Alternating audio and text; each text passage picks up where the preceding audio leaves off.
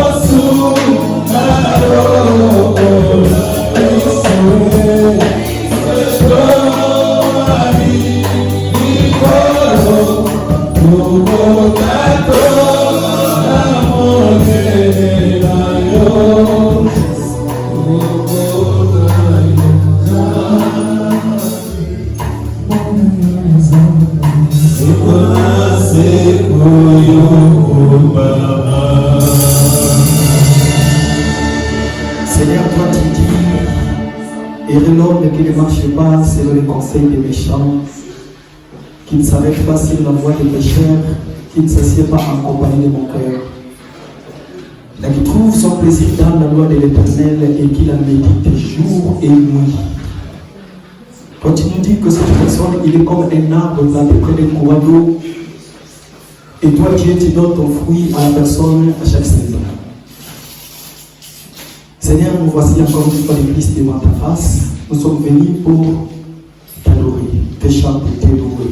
Dire que sans toi, il n'y a personne d'autre. Autrefois, nous avons cherché à faire des choses par rapport à nos pensées, à nous, par rapport à nos savoir-faire. Voilà pourquoi nous avons échoué. Mais aujourd'hui, si nous sommes là, Seigneur, nous avons dit que sans toi, nous ne pouvons rien faire. Voilà pourquoi nous sommes venus devant ta face, afin que toi tu nous parles, afin que toi tu nous enseignes, afin que toi tu nous donnes notre pain de tous les jours. Nous savons la meilleure des choses que tu veux donner à ton peuple lorsque nous venons à toi, c'est la parole. Voilà pourquoi il est dit qu'au commencement tu créais le ciel et la terre, et que lorsque Jésus, toi tu es venu, tu nous as dit, cherchez près de moi les royaumes des cieux et la justice de Dieu. Nous te disons merci pour ça parce que tu es notre Dieu, tu es notre Seigneur. Voilà pourquoi ensemble, avec les bien-aimés dans le Seigneur, nous disons merci Seigneur Jésus-Christ. Amen. Amen. Alléluia. Amen. Est-ce qu'on peut acclamer pour la gloire de Dieu? Est-ce qu'on peut acclamer? Merci. Je vous salue tous avec le Seigneur Jésus-Christ. Voilà. Bien-aimés dans le Seigneur, donc j'avais commencé le dimanche passé à parler d'un thème que je vais terminer aujourd'hui. Donc, nous aurons, je ne vais pas parler beaucoup aussi aujourd'hui, parce que tout à l'heure, nous allons prier, et après la prière, nous avons une petite réunion que nous allons faire. Et après la réunion, nous aurons des choses à dire, et puis ainsi de suite. Voilà. Alors, je suis en train de parler sur Jésus a dit, voici, je serai avec vous tous les jours de votre vie. Amen. Voilà, c'est ça le grand thème. Vous savez, tellement nous prêchons l'évangile de Christ. À chaque chose que nous disons ici devant, si jamais tu n'es pas d'accord à la chose, si jamais il y a des doutes, ou si jamais le prédicateur s'est trompé, nous avons cette humilité-là de repasser devant et corriger la chose et retirer voire même la chose. Amen. Voilà. Pour ceux qui n'étaient pas merveilleux, vous vous souvenez, le dimanche passé, j'avais dit, parmi tous les noms qu'on peut citer ici sur terre, il n'y a pas le vrai nom. Il n'y a pas, nous ne connaissons pas les noms que nous allons appeler notre Dieu au ciel. Amen. Alléluia. J'avais dit un truc comme ça. Hein, maman Nicole. Voilà. Nous avons essayé de voir ça pendant la veillée de prière. Tous les noms que nous utilisons ici sur terre, ce sont des adjectifs qualificatifs par rapport à ce que Dieu fait. Et nous avons vu dans les Écritures le vrai nom de Dieu, ça s'appelle la parole. Le vrai nom de Dieu, ça s'appelle la parole. Mais tellement qu'il est la parole, pourquoi? Parce que la parole, c'est la brève, c'est le miroir qui nous fait voir Dieu comment il est. L'Église aujourd'hui, ici sur terre, si nous voulons voir Dieu, c'est dans la parole, n'est-ce pas? À part la parole maintenant, lorsque nous allons quitter ces corps corruptibles, nous allons être revêtus l'incorruptibilité. À ce moment-là, quand nous allons monter, nous serons tous comme des esprits. Alléluia. Et à ce moment-là, Dieu lui-même, il sait, par rapport à sa langage céleste, comment nous allons lui appeler. Mais le vrai nom de Dieu qui existe, c'est la parole. Voilà pourquoi nous avons lu dans le livre, c'était Apocalypse 21. Apocalypse, c'est frère papier, c'était Apocalypse 21, n'est-ce pas? L'Apocalypse 19, c'était à l'Apocalypse 19 que nous avons lu. Et puis nous avons lu encore, c'était Proverbe, non pas Proverbe, nous avons lu, c'était Jean. C'est là où Jésus-Christ dit, je suis venu, je les ai fait connaître ton nom. Nous avons dit que le nom c'était Jean 17, le nom de Dieu c'était la parole. C'est le nom que nous utilisons ici. Nous savons que Dieu s'appelle la parole. Et par rapport à tous les œuvres qu'il fait, il se donne un nom.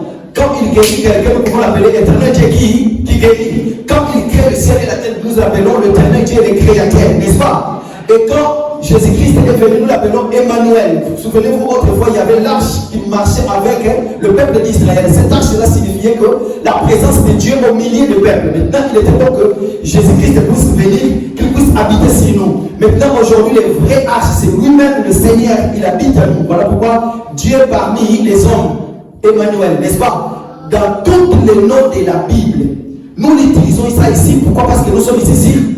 Mais lorsque nous allons partir au ciel, à ce moment-là, Dieu lui-même, il sait comment nous allons l'appeler. Amen. Voilà. C'était juste que je voulais mettre un peu éclaircir ces parties-là. Voilà. Donc, si vous avez des questions, n'oubliez pas. Voilà pourquoi nous avons dit,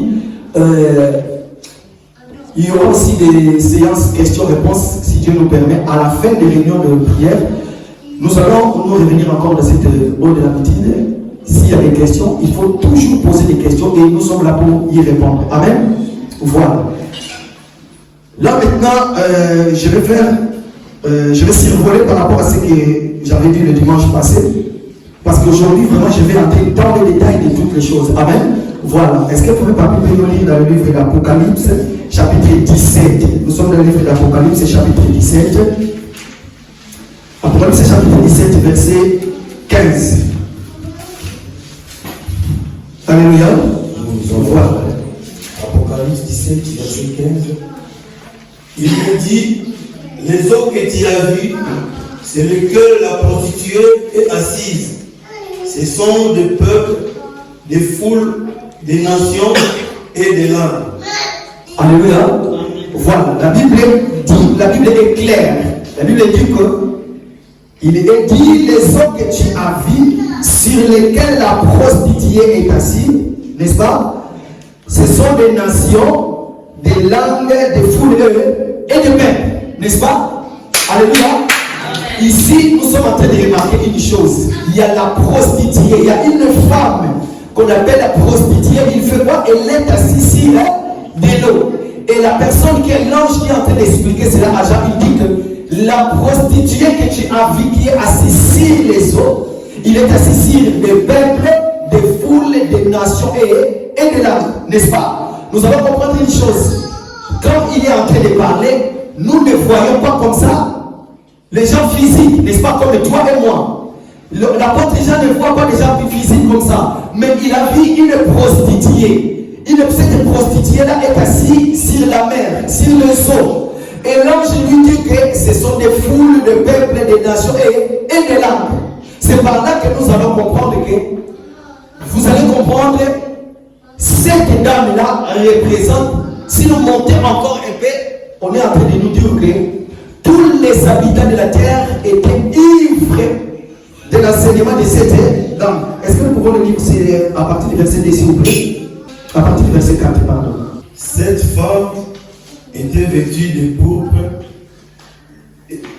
et d'écarlate, et parée d'or, des pierres précieuses et des pierres et des perles. Elle tenait dans sa main une coupe d'or remplie d'abominations et des impuretés de sa prostitution. Amen. Allez-y. Son front était écrit un nom, un mystère, Babylone la grande, confusion, la mère des impudiques et des abominations de la terre. Et je vis cette femme ivre du sang des saints et du sang des témoins de Jésus. Et en la voyant, je fus saisi d'un grand étonnement. Et l'ange me dit, pourquoi t'étonnes-tu? Je te dirai le mystère de la femme et de la bête que la porte, qui a les 7 têtes. Alléluia. Et les 10 corps. C'est bon, frère Papi. En fait, nous voulons lire là où il est dit qu'ils étaient ivres. Nous voulons le lire déjà. Amen. Amen. Vous allez comprendre une chose. On nous parle de cette dame. Cette dame ici représente cette église-là qui est dans la confusion. Cette église-là qui font des choses, que tous les genres de choses que nous pouvons voir aujourd'hui. Vous allez comprendre les noms église, lorsque la première des personnes qui a utilisé ces noms église, ecclésia, c'était Jésus. Donc, dans la Bible, c'était Jésus. Mais ces noms-là, Jésus l'a pris déjà. Pourquoi? C'était un nom qui existait déjà, on l'utilisait avant. Pourquoi? Parce qu'il y avait des gouvernements, il y avait des gens qui se réunisaient pour traiter les choses de la nation. Et ils appelaient cela l'église. Alors, Jésus-Christ va venir dans le livre de Matthieu chapitre 16. Il va dire, tu es Pierre, mais sur cette roc que je bâtirai mon église. Donc cela veut tout simplement dire que Jésus-Christ, il a son église avec laquelle nous sommes. Il dit que sur les rocs que je bâtirai mon église. Maintenant vous allez comprendre une chose. Il y a cette prostituée qui est assise sur des peuples, des nations et des langues. Mais cette prostituée-là, il a un enseignement que tous les hommes puissants de ce monde, ou que ce soit faible, sont ivres de son enseignement. Et voilà pourquoi c'est nommé Babylone la grande. Donc ça veut dire, ça veut dire confusion. Maintenant, qu'est-ce qui se passe? Nous allons comprendre. Là, moi, je ne vais pas entrer vraiment dans ce qui est le rôle de la femme, mais je vais tout simplement montrer que de l'eau dont nous sommes en train de parler, c'est là-bas. La Bible nous dit que ce sont des peuples, des foules, des nations et des langues. Pourquoi nous avons dit ça? Pourquoi? Parce que la Bible nous fait voir que dans la Bible, de l'eau signifie aussi la parole. Alléluia. De l'eau signifie aussi la parole. Dans le livre des Jean, vous allez comprendre, lors de la fête des Cana, Jésus va venir, il va dire, c'est lui, après la fête, les gens ont mangé, ont bu, mais lui, il va venir en disant, oh, c'est lui qui a soif, qu'il vienne boire. Je lui donnerai les sources. La source, c'est donc il est arrivé. Jamais. De ce moment-là, nous allons comprendre qu'il parlait de la parole. Mais vous allez comprendre aussi, dans la Bible, quand on parle aussi de l'eau, c'est par là que nous allons comprendre aussi, la Bible nous parle des peuples, des nations et des langues. Donc ça veut tout simplement dire que dans dans ce que la Bible est en train de nous dire, il y a tous les peuples d'abord. Hein? Il y a tous les peuples, toutes les foules du monde, que ce soit chrétien, païen, tout y est dedans. Amen. Vous allez comprendre dans ces zones-là que la prostituée est assise. Il y a à la fois la Vierge folle, il y a à la fois la Vierge sage. Maintenant, comment est-ce que nous allons savoir qui est la Vierge folle, qui est la Vierge sage? C'est lorsque l'ange va parler, va dire, voici l'époux, allez à sa rencontre, n'est-ce pas? Même aujourd'hui, en ce moment que nous sommes là, vous savez, nous sommes tous une église, corps du Christ.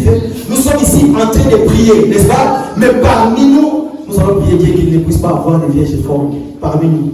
Ma prière est que parmi nous, qu'il puisse avoir que des vierges sages. Mais lorsque le Seigneur apparaîtra, lorsqu'on sonnera la trompette, on dira, voici l'époux, allez à sa rencontre. En ce moment-là, nous allons savoir, oh là là, toi là, tu étais la vierge folle. Oh là là, elle là, c'était la vierge sage. N'est-ce pas? Mais par contre, par rapport à l'enseignement, par rapport à ce que nous faisons ici sur terre, nous pouvons déjà savoir qui est vierge folle, qui est vierge sage, par rapport à l'enseignement. Pourquoi? Parce que c'est l'enseignement qui fera que nous puissions monter les jours de l'enlèvement. Alléluia. Vous allez comprendre une chose. L'enlèvement, la Bible nous dit que cherchez premièrement le royaume de ciel. Et que nous ici, nous parlons du royaume du ciel. Voilà pourquoi les diables ne peuvent pas nous réclamer le jour de l'enlèvement. Vous savez pourquoi? Parce que nous parlons de l'époux. Nous parlons de là où nous allons retourner dans notre demeure, notre maison auprès de Dieu. C'est ça que nous parlons. Mais là où à chaque fois on nous parle, il faut donner autant pour être béni. Il faut acheter des, je ne sais pas quoi, pour mettre la promesse là. Pourquoi? Parce que toute l'année vous allez être béni. Il faut prier pour que les serpents sortent de vos corps. Non, nous ne prêchons pas ça. Le diable dit, le Seigneur dit, voici, oui, le Seigneur dit, voici le prince de ce monde, il vient, mais il n'y a rien de lui à moi. Il suffit que tu puisses avoir quelque chose de l'ennemi. En ce moment-là, le diable va vous réclamer. Alléluia. Le diable va vous réclamer. Pourquoi? Parce que tous ceux qui vont être enlevés le jour de l'enlèvement, ils ne seront pas réclamés par le diable. Vous savez pourquoi? Parce que ces gens-là, ils n'ont rien de terrestre. Ils ont comme des rassoles en dessous de leurs pieds. Vous savez, les rassoles, si vous la pouillez comme ça, et lorsque vous allez le lâcher, qu'est-ce que ça va faire?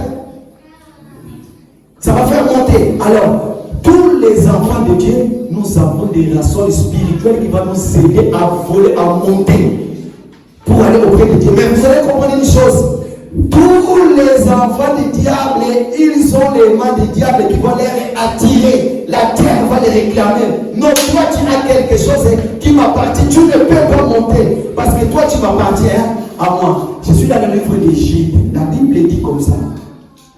Que l'ange Michael a discuté le cordée de Moïse. Vous savez pourquoi? Pourquoi? Parce que Moïse, à la place de frapper une seule fois la verge, il avait frappé deux fois avec colère. Et à ce moment-là, lorsque Moïse est mort, il est parti. Pourquoi? Parce que Moïse était enterré par les anges, enterré par nous-mêmes Dieu. Vous allez voir à ce moment-là, l'ange Michael va venir disputer son corps. Et qu'est-ce que le diable va dire? Moïse m'appartient. Pourquoi? Parce qu'il a quelque chose de moi. Mais aujourd'hui, laissez-moi vous dire, tel que nous sommes là, l'église de Christ, sachez que la Bible nous dit que le diable est l'accusateur, et c'est notre accusateur. Il peut t'arriver pour un enfant de Dieu et que tu tombes dans le péché, mais un enfant de Dieu ne reste pas dans le péché. S'il y a quelque chose qui ne va pas en ce moment-là, l'homme intérieur qui est le Saint-Esprit qui habite en toi, il va te rappeler que tu es dans le péché. Répands-toi. Et lorsque tu vas te repentir, s'il arrive que l'enlèvement puisse avoir lieu en ce moment-là, le diable ne peut pas te réclamer. Pourquoi? Parce que tu es lavé par le sang de l'agneau. Il n'y a rien de diable en toi et le diable ne peut pas te réclamer. Donc ici, je voulais expliquer une chose. Dans la mer, vous allez comprendre, il y a toutes des choses, toutes des sortes de chrétiens. La preuve, il y a des versets de Bible que je vais survoler comme ça. Souvenez-vous que la Bible nous parle de Pierre. Pierre est un grand pêcheur, spécialiste, professionnel. Et Pierre va aller faire la pêche. Mais lorsque Pierre va va jeter son filet dans la mer, quand il va tirer la filet de la mer, qu'est-ce qui va arriver? Pierre va tirer toutes les sortes de poissons que Pierre va mettre sur son barque. Et dans cette barque-là, c'est le même barque que Jésus va venir, va faire quoi? Va dormir. Donc ça veut tout simplement dire que dans la barque de Pierre, lorsque Pierre va lancer le filet dans la mer, lorsqu'il va commencer à tirer le filet, il va tirer toutes les sortes de vierges, que ce soit les vierges folles, que ce soit les vierges sages. Mais qu'est-ce qui va arriver? Lorsque tous les poissons vont arriver dans la barque de Pierre, en ce moment-là, Pierre va commencer à trier tous les poissons qu'il n'a pas besoin. Qu'est-ce que Pierre va faire? Il va les retourner dans l'eau. Est-ce que vous êtes d'accord avec moi? Ça veut tout simplement dire aujourd'hui, l'église du Seigneur, lorsque nous sommes en train de prêcher, il y a toutes sortes de chrétiens qui vont venir. Mais quand est-ce que nous serons ceux qui sont avec nous ou ceux qui ne sont pas avec nous? Nous allons les remarquer à partir déjà de leur façon de faire, de leurs habitudes, tout ce qu'ils font. Et la dernière façon que nous allons savoir s'ils sont avec nous ou ils ne sont pas avec nous, les jours de l'enlèvement. Pourquoi? Parce qu'en ce moment-là, le Seigneur dit quoi? Je ne vous ai jamais connu, tout simplement. Laissez-moi bien vous dire que vaut mieux qu'on puisse vous dire, non, toi je ne te connais pas. Par rapport, je ne t'ai jamais connu. Et Seigneur, n'avons-nous pas chassé les démons à ton nom? N'avons-nous pas fait des miracles à ton nom? N'avons-nous pas visité je ne sais pas quoi, les malades? N'avons-nous pas. Mais en ce moment-là, le Seigneur dira, je ne vous ai jamais connu. Voilà pourquoi aujourd'hui, nous allons comprendre une chose.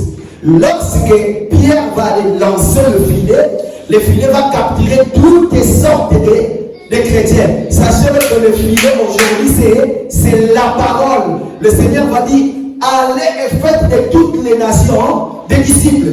Lui-même, il va dire encore à Pierre, Pierre, désormais, tu ne seras plus pécheur de poissons, mais tu seras pécheur des hommes. À travers quoi? À travers ton enseignement. Pourquoi? Parce que le filet de Pierre représente l'enseignement. Et cet enseignement-là, qui est la trompette aujourd'hui, la trompette est en train d'être sonnée. Pour faire quoi? Pour préparer l'huile et la lampe, n'est-ce pas? La Bible dit que ta parole est une lampe à mes pieds. Pour que la lampe puisse briller, il faut qu'il y ait de l'huile. Alléluia. Alléluia. Est-ce que vous êtes là? Voilà. Donc, comprenez une chose. Lorsque Pierre va lancer maintenant le filet, et que le péché, et que toutes sortes de poissons vont venir sur le bac, Pierre maintenant va commencer à crier. Il va prendre d'autres poissons qu'il n'a pas besoin. Qu'est-ce qu'il va faire avec ça? Il va les remettre dans l'eau. Et quand il va les remettre dans l'eau, maintenant lorsque le Seigneur va commencer à marcher, il va venir, il va monter dans la barque. Qu'est-ce qu'il va faire? Il va dormir dans la barque. Et pendant que la barque va commencer à faire sa marche, qu'est-ce qu'il va? Il va avoir la tempête. Et lorsqu'il viendra la tempête, le Seigneur va se mettre debout, il va se lever, il mettra sa main en disant, le vent, tais-toi maintenant et tout va revenir dans l'ordre. Ça veut tout simplement dire que nous, l'église du Seigneur, nous savons et nous avons été prêchés. Le Seigneur nous a appelés, comme la Bible dit, nul ne vient au Fils si le Père ne fait quoi? Ne lui attire. Tel que tu es là, dis-le le Seigneur, laissez-moi vous dire, sache-le que tel que tu es là, tu n'es pas là par hasard. C'est le Seigneur qui t'a fait grâce d'être un enfant de Dieu. Le salut, ce n'est pas par tes propres efforts à toi, non. Ce n'est pas parce que j'ai fait, non. Le salut, c'est par le moyen de la foi. C'est le Seigneur qui appelle. Alléluia. C'est le Seigneur qui appelle. Donc, tellement que nous sommes là, en ce moment-là, nous allons comprendre une chose. Le Seigneur lui-même, en ce moment, il est avec nous, il marche avec nous parce que nous sommes ses enfants à lui. Le moment viendra où il y aura des tempêtes dans nos vies, les enfants de Dieu, il y aura beaucoup de problèmes. Qu'est-ce que le Seigneur fera? Il va dire, il va se mettre debout et il va tendre sa main et que tous les problèmes de nos vies vont rester calmes. Toutes les situations de nos vies vont rester calmes. Alors, qu'est-ce que nous avons dit? Pourquoi nous avons dit que le même mouvement qui était autrefois, avant le commencement du monde, ce sont de mêmes mouvements que le Seigneur est en train de répéter. Pourquoi? Parce que là, nous allons lire maintenant dans le livre de Genèse. Préparez Genèse chapitre 1, du premier jusqu'au deuxième verset. Genèse 1, verset. Au commencement, Dieu créa le ciel et la terre. La terre était informe et vide. Il y avait des ténèbres à la surface de l'abîme. Et l'Esprit de Dieu se mouvait au-dessus des eaux. Alléluia. La terre était quoi? Informe et vide.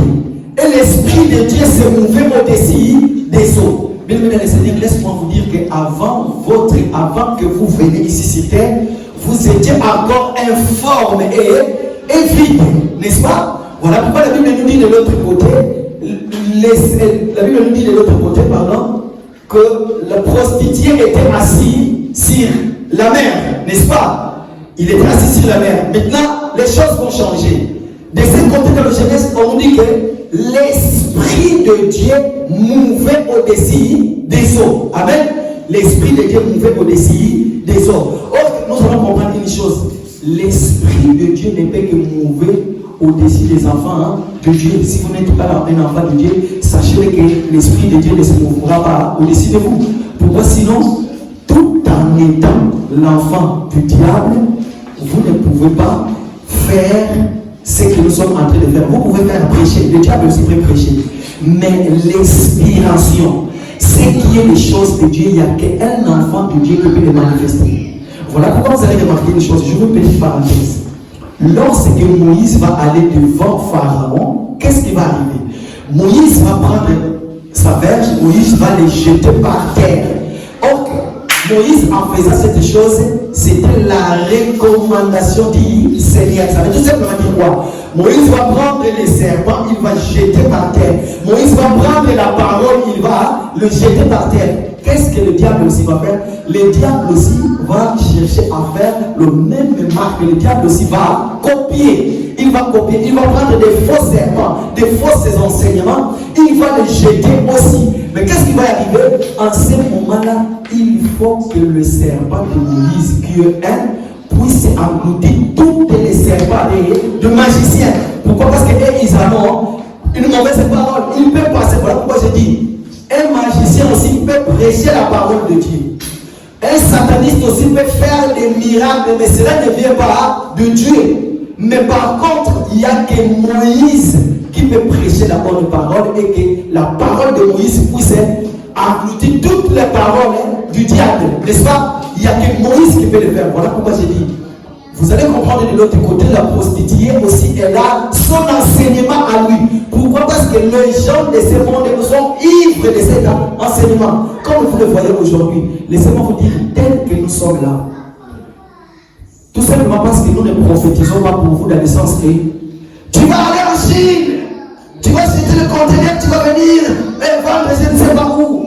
Mais lorsqu'on regarde au fond de ce que tu fais, déjà tu n'es pas le cabis. Deux, déjà, tes affaires à toi que tu vas acheter, je ne sais pas où, et que tu viens de vendre à l'église, comme à l'époque de la Bible, on nous dit qu'il y avait des gens qui vendaient des pigeons dans les temples. Amen. Et aujourd'hui aussi, ça existe. N'est-ce pas? Mais vous allez comprendre une chose. Quand les gens font cela, et les pasteurs vont oser dire, tu vas aller de l'avant, je vois, je ne sais pas quelqu'un, le Seigneur est en train de me montrer ceci. La personne, c'est une prostituée qui va se prostituer en ville. Et quand il vient à l'église, pourquoi? Parce qu'il donne les offrandes, parce qu'il donne, je ne sais pas, la Bible, je ne sais pas quoi, qu'est-ce qui va arriver? Et on va prophétiser pour lui. Et il y aura même les gens qui vont venir dire, papa, est-ce que Dieu t'a parlé de ma part? Et à ce moment-là, il y a, même s'il n'avait rien pour vous dire, tellement qu'il a l'habitude de votre argent à lui, à vous, qu'est-ce qu'il va faire? À ce moment-là, il va improviser. Écoutez ma fille, écoutez mon fils, Dieu a dit ça. À ce moment-là, vous allez comprendre tellement qu'ils ont le même esprit. Ce n'est même pas l'esprit de Dieu. Qu'est-ce qui va se passer? Et la personne va faire des mouvements que tout le monde connaît. La personne, pour amplifier la chose, pour donner la beauté de la chose, et à ce moment-là, vous savez qu'est-ce qui va se passer? Comment les gens agissent à ce moment-là? Ils n'ont pas l'esprit de Dieu. Ils vont chercher à faire ce que le Seigneur nous montre, ce que le Seigneur nous donne. Mais par contre, lorsque cela vient du Seigneur, lorsque cela vient de Dieu, vous allez comprendre une chose. Quand c'est la prophétie, quand c'est la mouvance du Saint-Esprit dans l'église, quand c'est quelque chose qui est inspiré viens à Dieu, à ce moment-là, la chose fait en sorte que toute personne qui est là, au lieu de se retirer, mais à ce moment-là, même si tu dormais, la chose va te faire réveiller et la chose va te faire pousser auprès de Dieu. Pourquoi? Parce que la chose vient de Dieu. Mais dans l'assemblée, laissez-moi vous dire, nous avons vu des choses pareilles. Et je me souviens, nous avons parlé de cela aussi le vendredi en veille de prière. Nous avons vu, soi-disant dans l'assemblée, des esprits, des personnes, soi-disant, ils sont poussés par les Saint-Esprit, mais ils sont en train de disputer à l'église. Ce n'est pas le théâtre, ça je vous dis la vérité. On a déjà vu ça. Il y a quelqu'un d'autre qui est en train de parler à l'âme, comme on dit, à ce tout cas. Il y a l'autre aussi, bonsoir, on va nous parler. En plein écoute, oui, nous avons vu là. Frère Bati est là. Et la sœur aussi est là. Nous avons vu ça. Nous avons vu ça. Mais quand nous allons nous poser la question, est-ce que vraiment c'était l'Esprit de Dieu? Est-ce que vraiment c'était l'Esprit de Dieu? Pourquoi? Tout ce que nous savons, la Bible dit, quand il y a l'autre qui parle la langue, il prophétise, il faut qu'il y ait l'interprétation. Dieu va nous faire grâce, nous allons parler sur les dons spirituels. Comment utiliser les dons spirituels, que ce soit pendant le culte, pendant le moment de prière, pendant l'assemblée. Amen. Voilà. Donc, tout simplement, je voulais dire que la prostituée aussi avait son enseignement à lui, il avait son peuple à lui. Maintenant, dans ce peuple-là, il était assis. Il y avait aussi les enfants de Dieu qui sont encore dans l'ignorance. Alléluia. Et le problème, c'est quoi? Il faut que ce peuple-là quitte cette position-là, qu'il puisse venir auprès de Dieu, afin que l'Esprit de Dieu puisse agir en eux. Voilà pourquoi la Bible nous dit que l'Esprit de Dieu s'est mouvé. Là, nous allons plus parler des hommes, mais nous allons parler, nous allons dire que l'Esprit de Dieu s'est mouvé sur l'Église. Alléluia. Nous allons dire encore, l'Esprit de Dieu s'est mouvé sur l'enseignement pour donner l'inspiration. Pourquoi? Parce que la parole aussi, il y a d'autres parts dans la Bible, comme j'avais dit, qu'on appelle de la parole de l'eau. C'est lui qui a soif qu'il vienne boire. C'est lui qui donnerait de l'eau. C'est le Seigneur qui est en train de dire Amen.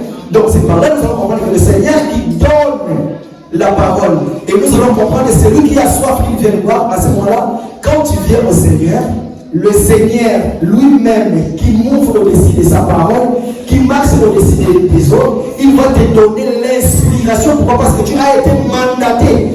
Tu es revêtu de sa puissance pour parler de lui. Donc c'est par là que nous allons comprendre aujourd'hui que la Bible nous dit que le Seigneur s'est mouvé au-dessus des autres.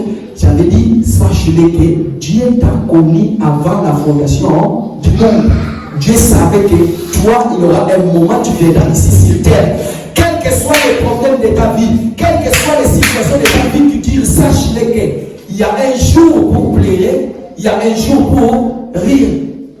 Si tu as des problèmes dans ta vie, sache que le Seigneur que nous prions, tellement notre souhait c'est de chercher l'amour de Dieu, c'est de parler de lui. Nous avons besoin de toutes choses, nous en avons besoin, mais notre première chose, primo, c'est le royaume de Dieu et le reste, le mari qui est le pour lui-même, il s'en l'occupera. Pourquoi? Parce que la Bible dit que quel désir à toi reposera sur ton mari. Et nous, tellement que Jésus, il est l'époux. Voilà pourquoi le désir de l'église, c'est pas possible. Lui-même, le Seigneur. Amen. Voilà. Frère Papi, nous allons lire dans le livre de Marc chapitre 6. Nous allons, Marc chapitre 6, verset 45 à 51. Nous allons comprendre une chose, pendant que l'ennemi est en train de chercher ces versets. Nous allons comprendre une chose. C'est le même esprit qui mouvait autrefois au-dessus des autres. Maintenant, l'autre va changer. De l'autre côté, on nous parle de la mouvance. Ça veut tout simplement dire, lorsque quelque chose mouve au-dessus, ça veut dire que la chose ne touche pas, mais il y a le mouvement, il mouve. Mais sauf qu'il y a des changements maintenant. De l'autre côté, nous avons vu que l'Esprit de Dieu s'est mouvé au-dessus des autres. Maintenant, remarquez, qu'est-ce que la Bible va nous dire? On y va faire papier. Marc 6, verset. Marc chapitre 6, à partir du verset 45 jusqu'à 51. Aussitôt après, il obligea aux disciples à monter dans les barques et à passer avant lui de l'autre côté, vers Bethsaïda. pendant que lui-même renverrait la foule. Quand il lui envoyait, il s'en alla sur la montagne pour prier. Le soir étant venu, la barque était au milieu de la mer et Jésus était seul à terre. Il vit qu'il y avait beaucoup de peine à ramer car le vent, l'air était contraire. À la 4e veille de la nuit environ, il alla vers eux, marchant sur la mer, et il voulait le dépasser. Quand ils vinrent marcher sur la mer, ils crient que c'était un fantôme, et ils poussèrent des cris, car ils voyaient tous, et ils étaient troublés. Aussitôt Jésus leur parla et leur dit: rassurez-vous, c'est moi, n'ayez pas peur. Alléluia. Voilà. Ici, nous allons comprendre une chose. De l'autre côté, la Bible nous dit que l'Esprit de Dieu s'est mouvé au-dessus des eaux. Dans le livre d'Apocalypse, on nous dit que cette femme était vraiment assise. N'est-ce pas? Donc, il y a 3 mouvements. Premier mouvement, la femme est vraiment assise sur les eaux. Ça veut tout simplement dire que la femme aujourd'hui est assise, comme on dit dans les Kikongo, dans les Binzambi. Comme on dit, il est assis vraiment dans les endroits où, soi-disant, ce sont des églises, mais ce ne sont pas des églises. Pourquoi? Parce que tout simplement, nous allons comprendre leur façon de faire. Leur inspiration ne vient pas de Dieu. Voilà pourquoi cette femme est assise et là, elle a établi sa doctrine à lui. On l'appelle des dadis, on l'appelle des pailles, comme on peut l'appeler. Elle a son enseignement à lui, elle a sa doctrine à lui. Elle est celui qu'on appelle le père spirituel de l'assemblée. Elle est celui qu'on appelle les leaders, les leaders. Elle est celui qu'on appelle le visionnaire. Mais laissez-moi nous dire que nous avons notre visionnaire, c'est le Seigneur Jésus-Christ. Alléluia. Notre visionnaire, nous, c'est le Seigneur Jésus-Christ. Voilà pourquoi nous ne prêchons pas n'importe quel enseignement, mais nous prêchons l'enseignement du Seigneur Jésus-Christ. Nous prêchons l'évangile de Christ. Et cet évangile que nous prêchons par rapport à cet évangile-là que nos anciens, les apôtres, ont réussi et ils ont prêché cet évangile. Et nous aussi, ce sont les mêmes évangiles que nous prêchons aujourd'hui. Alors, vous allez comprendre là-bas, la prostituée est vraiment assise. Et de l'autre côté, vous allez remarquer une chose, le Seigneur nous fait encore au-dessus des eaux. Mais maintenant, lorsqu'il va venir, qu'est-ce qu'il va faire? Au lieu de mouver, il va changer de position. Tellement que la prostituée est assise sur les eaux. Maintenant, moi, qu'est-ce que je vais faire? Je vais marcher sur les eaux. Je vais marcher sur les diables. Jésus va faire le diable maintenant, son marche bien. Pourquoi? Parce qu'autrefois, la Bible nous dit que le prostitué était assis sur toi. Tu as reçu son enseignement. Tu as fait tout ce qu'il t'a dit, mais aujourd'hui, le Seigneur nous dit que voici les prostituées depuis assis sur toi. Maintenant, c'est le Seigneur Jésus qui marche sur toi. Voilà pourquoi tu es ici. Voilà pourquoi tout ce que tu fais, tu as réussi. C'est parce que notre Seigneur, il est avec nous. Alléluia. Nous allons tout simplement comprendre que aujourd'hui, bien aimé dans le Seigneur, notre Dieu agit dans le silence. Nous n'avons pas besoin de voir je ne sais pas quoi. Nous n'avons pas besoin de faire je ne sais pas quoi. Vous allez comprendre, il y a un verset de la Bible qui nous dit un jour les enfants d'Israël, ils ont dit Moïse, il n'y a que toi Dieu te parle tout le temps à toi. Nous aussi nous voulons l'écouter. Nous voulons qu'il puisse nous parler. Moïse va aller consulter Dieu. Dieu va dire quoi? Ah bon? Ce peuple devait m'écouter, ce peuple devait me voir. Moïse, descends, fais la purification, nettoie le camp, fais tout ce qui est bien. Et moi, le Seigneur, je vais descendre. Et la Bible dit que le peuple d'Israël a fait tout ce que Moïse a dit. Qu'est-ce qui va se passer? Vous allez voir un moment, il y aura le vent. Les vents vont commencer à souffler. Tellement il y avait de fortes vents, les enfants d'Israël vont dire oh là là, c'est sûrement c'est Dieu. Il est là à cette vent. Mais par contre, Dieu n'était pas.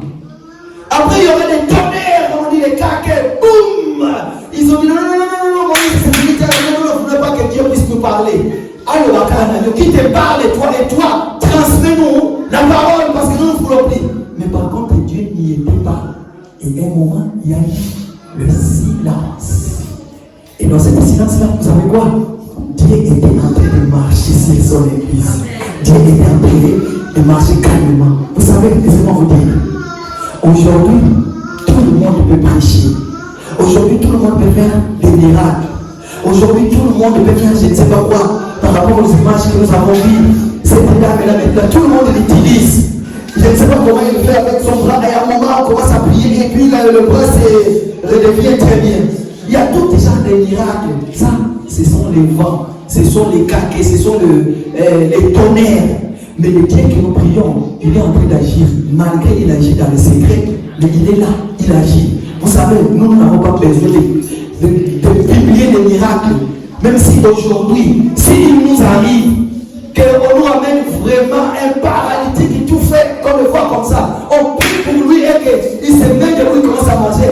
Nous allons dire, frère, quand tu vas publier mes images, arrête cette partie-là. Pourquoi? Parce que la gloire ne nous revienne pas, mais que la gloire revienne à. Pourquoi? Parce que nous n'avons rien, nous n'avons pas le pouvoir ni l'autorité de faire un paralytique, un muet ou un aveugle physiquement puisse découvrir la vie. Il y a que le Seigneur qui puisse faire ça. Dans toutes ces choses, nous allons dire, nous sommes que des instruments inutiles que le Seigneur a pris, qu'il a utilisé parce qu'en tout moment, il peut nous écraser, il peut faire tout ce qu'il veut faire de nous. Donc, c'est par là que nous allons comprendre que le vent, aujourd'hui, il y en a partout. Les fausses miracles que vous voyez, ce sont des vents. Les tonnerres, ce sont des fausses messages que nous voyons aujourd'hui. Ça existe. Mais nous, là où il y a le vrai époux, là où il y a les cadavres, c'est là où les colombes se rassemblent. Pourquoi nous, ici, nous mangeons le corps de Christ et nous buvons le sang? Il n'y a pas que autrefois comme c'était le pain physique. Mais aujourd'hui, si tu veux suivre Christ, il faut boire son sang, et manger son corps. Les gens ne vont pas venir. Mais par contre, si aujourd'hui parmi nous, Dieu merci, si quelqu'un ose le faire, tu es au Cambrai. Si vous avez l'esprit de Jézabel, et que vous avez pris je ne sais pas quoi où, quand vous allez passer devant ici, laissez-moi vous dire, parmi nous il y a des femmes et des hommes qui ont l'esprit de Dieu. Ils ont les miracles, ce sont les aigles. Quand il va monter, il va commencer à vous regarder comme ça. Il va vous dire, frère, tu n'es pas de nous. Ces miracles-là que tu fais ne viennent pas de la part du Seigneur. À partir d'aujourd'hui, il a pris toi. Mais tellement que nous avons l'esprit de Dieu, nous avons l'esprit, le Seigneur nous a fait grâce de comprendre des choses. Bien le Seigneur, pour terminer mon message, je vais dire ceci. Quelles que soient les souffrances de ta vie, tous les genres de problèmes de ta vie, pour toi, même si tu vois que ça dit, sache que le Seigneur agit dans les silences. Il peut y avoir des miracles de tic-au-tac. Je vais les appeler des tic-au-tac. Aussitôt proclamé, aussitôt fait. Il peut y avoir aussi. Aussitôt qu'on dit soit guéri, tu as guéri immédiatement, instantanément. C'est ça qui arrive. Mais il peut y avoir aussi la progression. Aujourd'hui, demain. Tous les genres de problèmes de vraiment prêcher, il n'y a pas de maladie incurable. Il n'y a pas de maladie qui n'a pas de nom, il n'y a pas de problème qui n'a pas de nom. Sache-le que dans ta vie, tellement que le Seigneur nous a dit, et voici, je serai avec vous tous les jours de votre vie jusqu'à la fin. Tout ce que toi tu as à faire, c'est de marcher selon la volonté de Dieu. Et quand tu auras des problèmes, tourne le regard vers le Seigneur. Dis-lui, Seigneur, regarde-moi tel que je suis. Je suis dans ta volonté, toi, papa. Pourquoi ce genre de problèmes? Pourquoi ce genre de situations? Rappelle-lui ses promesses. Vous savez, la faiblesse de Dieu, c'est quoi? La faiblesse de Dieu, c'est quand on marche, c'est par rapport à la vérité de la parole et on fait ce qui est mieux pour lui. Rappelle-lui ses promesses. Dans l'analogie de la foi, je parle de l'analogie de la foi, dans la croyance. Dans la croyance, croyez que toutes les promesses de la Bible sont pour nous les enfants de Dieu et c'est oui et amen. Donc ça veut tout simplement dire que tout ce que nous avons besoin, si tu es dans la volonté de Dieu, si tu veux attendre Dieu, rappelle-lui ses promesses à lui et en ce moment-là, vous allez comprendre que tellement Dieu, quand tu vas lui dire Seigneur, toi-même tu as dit, voici, je serai avec vous tous les jours de votre vie jusqu'à la fin. Le Seigneur lui-même, il se mettra debout, il mettra sa main et tous les problèmes de ta vie prendront fin dans le nom puissant de Jésus. Voilà pourquoi le nom de Jésus, c'est l'unique nom qui nous a été donné pour chasser les démons, pour changer les circonstances de nos vies. Si nous invoquons le nom de Jésus, le Seigneur que nous prions, il est capable de mettre fin à l'arrêt de nos souffrances. Est-ce que nous pouvons nous lever, nous allons prier? Oui, bien aimé dans le Seigneur, nous allons prier. Tu vas dire maintenant, Seigneur, merci pour ta parole. Merci pour tout ce que tu as fait pour moi. Parce que tu es notre Dieu. Il n'y a que toi qui nous as parlé encore aujourd'hui. Tu nous as rappelé les choses. Voilà pourquoi nous te disons merci. Prions le Seigneur. Alléluia. Merci, merci.